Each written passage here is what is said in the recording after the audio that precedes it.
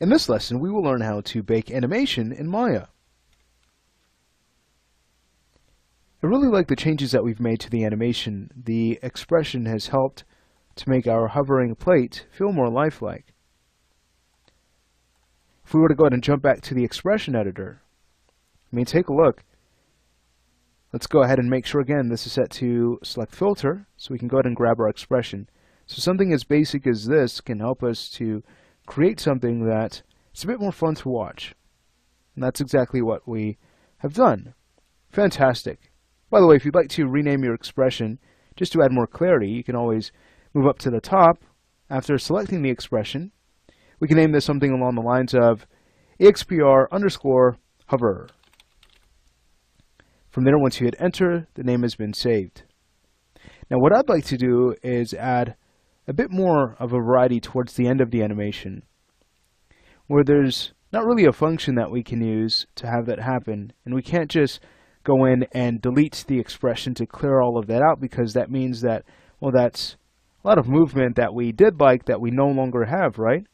So instead, watch this. Let's go ahead and undo to bring back the expression.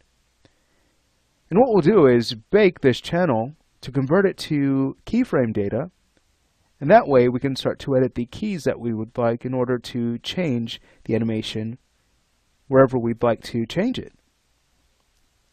So let's go ahead and do this. We'll head over to the graph editor. From there, let's go ahead and focus on the channel that we would like to bake. And now we can go to curves and choose bake channel. If we were to go to our option box, here's where we can specify the range that we'd like to bake, whether it's based off of the time slider or a specified range. So we can set a start and end time here. I'll have this set to time slider. We could also choose how many frames will receive keyframes. And that is regulated by the sample by parameter. So right now it's set to 1, meaning we'll have a key every frame. If this was set to 3, we'd have a key every third frame. Now you have to be really careful with this. If your object is driven by a dynamic simulation, chances are you're going to want to leave this at 1, because even if one frame is slightly off, that might affect the object pretty drastically. And that's very noticeable if the object falls and hits a surface. If any of those keys have been removed, that object might interpenetrate with the surface, and now things look undesirable. So you'd want to just go ahead and make sure that your sample Y is set to 1 for special animations like that. Now for ours, we can increase this to, let's say, 2 or 3 to start optimizing our function curve, but I'll show you another way we can clean it up. So we'll have this set to 1, and we'll now choose bake. So take a look. We've now created a keyframe through this entire range. What has happened to the expression? Well, if you were to go ahead and jump back to your expression editor, there we go.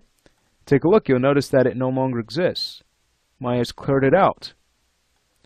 And take a look at the x-axis. Again, now it has been converted to keyframe data, but that's a lot of keyframes, right? So I'll go ahead and show you how to clean this up. But before we do, let's go ahead and jump back to the graph editor. So again, we wanted to tweak the end of the animation, right? If we wanted to, we can work with the lattice deform tool. You can come in and grab the keys that we would like to edit, and then use the lattice deform manipulator to come in and start tweaking just a few sections.